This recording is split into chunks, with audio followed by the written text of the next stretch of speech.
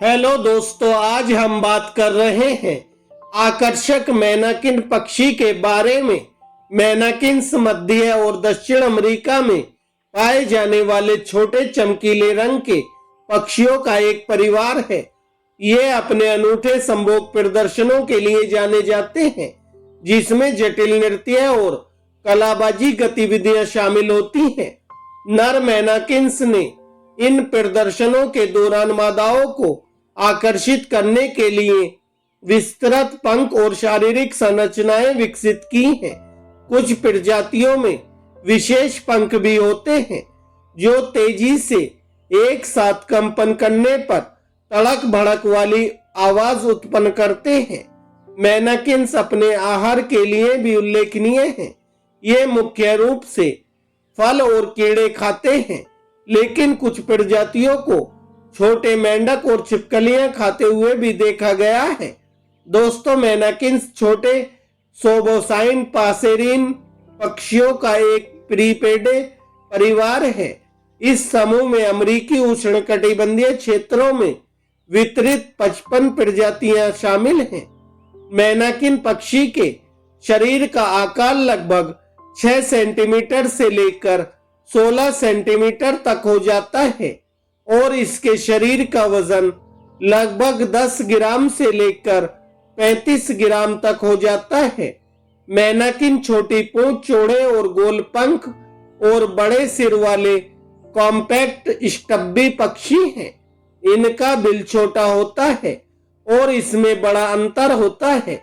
मादाओं और प्रथम वर्ष के नरों के पंख हल्के हरे रंग के होते हैं, लेकिन ज्यादातर प्रजातियां अपने पंखों में लैंगिक रूप से द्विवर्णीय होती हैं। नर ज्यादातर धब्बों में आकर्षक रंगों के साथ काले होते हैं और कुछ प्रजातियों में लंबी सजावटी पूंछ या मुकुट पंख या सीधे गले के पंख होते हैं, जबकि कुछ प्रजातियों में 2 से 4 साल की उम्र के नर में एक विशिष्ट उपवयस्क पंख होता है। मैनाकिन्स दक्षिण मैक्सिको से लेकर उत्तरी अर्जेंटीना, पाराग्वे और दक्षिणी ब्राजील और टोबोगो में भी पाए जाते हैं। ये पक्षी अत्यधिक वृक्षवासी होते हैं और लगभग विशेष रूप से वन और वुडलैंड पक्षी हैं। इनकी ज्यादातर प्रजातियां आर्द्र उष्णकटिबंधीय तराई क्षेत्रों में रहती हैं और कुछ शुष्क जंगलों, नदी जंगलों और उपोष्ण कटिबंधीय एंडीज में भी रहती हैं। मैनाकिन्स छोटे फल खाते हैं, जिसमें जामुन और कुछ हद तक कीड़े भी शामिल होते हैं।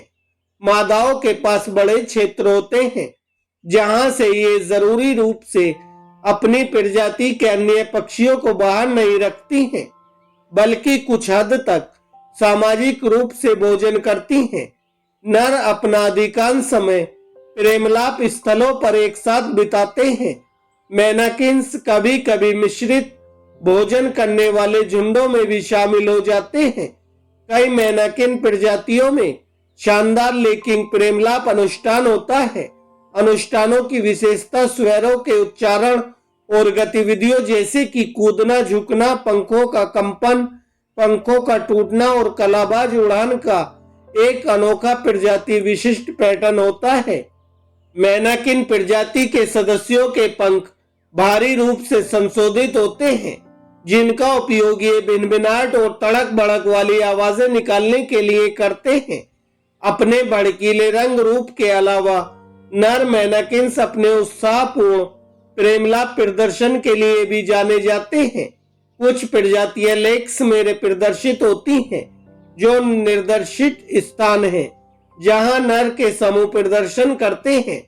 आश्चर्यजनक रूप से तेज पटाखे जैसी तस्वीरें कभी कभी इनके नृत्य में शामिल हो जाती हैं। ये तड़क भड़क वाली ध्वनियां पंखों को पीठ पर तेजी से एक साथ चटकाने से उत्पन्न होती हैं।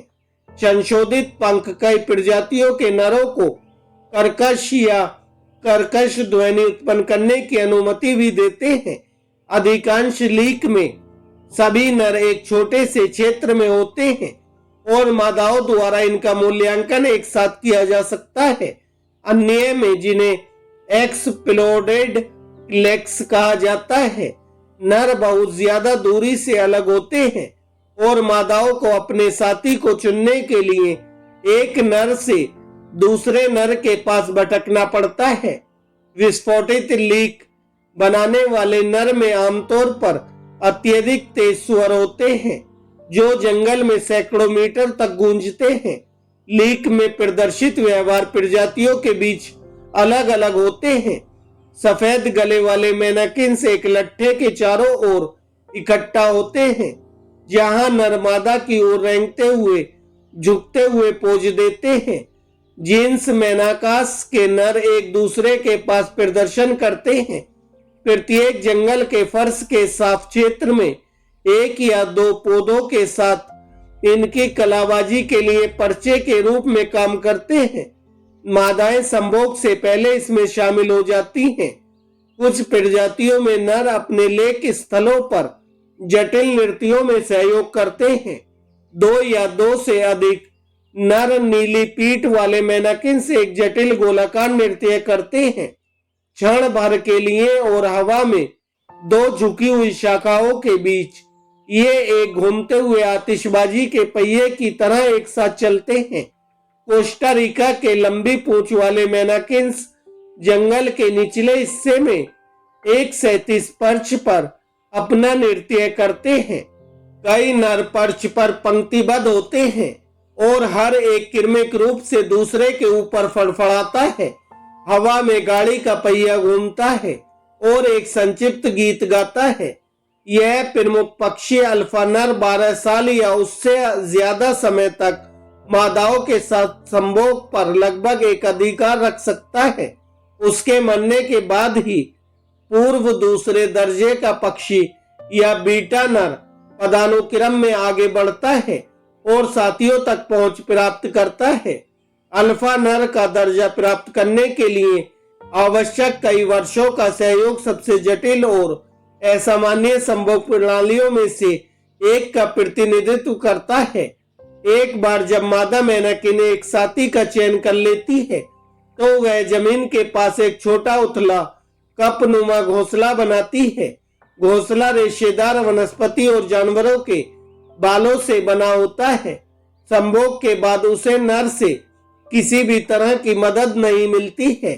मादा एक बार में 2 अंडे देती है जिन पर आमतौर पर भूरे और अन्य गहरे रंगों की घनी परतें अंकित होती हैं। इस प्रकार रंगे हुए अंडे उल्लेखनीय रूप से अच्छी तरह से छिपे हुए होते हैं जो छोटी मृत पत्तियों या अन्य मलबे के समान होते हैं। मादा मैनाकिन 14 से 24 दिनों तक अंडों को सहती है, फिर बच्चों को 10 दिन या उससे ज्यादा समय तक फल और बीजों का पुनर्गठित मिश्रण खिलाती है जब तक कि बच्चे घोंसले से बाहर नहीं निकल जाते। स्वतंत्रता प्राप्त करने और अपने दम पर आगे बढ़ने से पहले युवा 1 महीने या उससे ज्यादा समय तक अपनी मां का अनुसरण करते हैं। कई प्रजातियों को पूर्ण प्रजनन पंख प्राप्त करने से पहले 4 साल तक की आवश्यकता होती है। मैनाकिन पक्षी का जीवन काल लगभग 7 साल से लेकर 15 साल तक हो जाता है। परिपक्व उष्णकटिबंधीय जंगलों में मैनाकिन्स अक्सर मौजूद सभी पक्षियों का एक लगभग 1/3 हिस्सा होते हैं। इनकी संख्यात्मक प्रभुत्व के बावजूद इनके छोटे आकार, तेज उड़ान गति और घनी वनस्पति के टुकड़ों के लिए प्राथमिकता के कारण इनका निरीक्षण करना अक्सर मुश्किल होता है। उष्णकटिबंधीय पौधों की विविधता में मैनाकिन्स का महत्वपूर्ण योगदान है। बड़ी संख्या में फलों की इनकी खपत, साथ ही इनकी गतिशीलता का मतलब है कि ये जंगल के माध्यम से काफी बड़ी दूरी तक पेड़ों और झाड़ियों के बीज वितरित करते हैं। कुछ प्रजातियों के बीजों को अंकुरित होने से पहले मैनाकिन्स या अन्य पक्षियों द्वारा खाने की भी जरूरत होती है। मैनाकिन के पाचन तंत्र से गुजरते समय बीज का आवरण खरोच जाता है या झुलस जाता है। नमी तब बीज के आंतरिक भागों तक पहुंच सकती है और मिट्टी में गिरने के बाद इसे अंकुरित होने देती है। कुल मिलाकर मेनाकिन पक्षी एक आकर्षक प्राणी है जो प्रकृति की अविश्वसनीय विविधता को प्रदर्शित करता है। तो दोस्तों, यह थी मेनाकिन पक्षी के बारे में रोचक जानकारी और रोचक तथ्य जो मैंने आपके साथ शेयर किए। अगर आपको यह वीडियो अच्छी लगी हो तो वीडियो को लाइक करें, हमारे चैनल को सब्सक्राइब करें। धन्यवाद दोस्तों।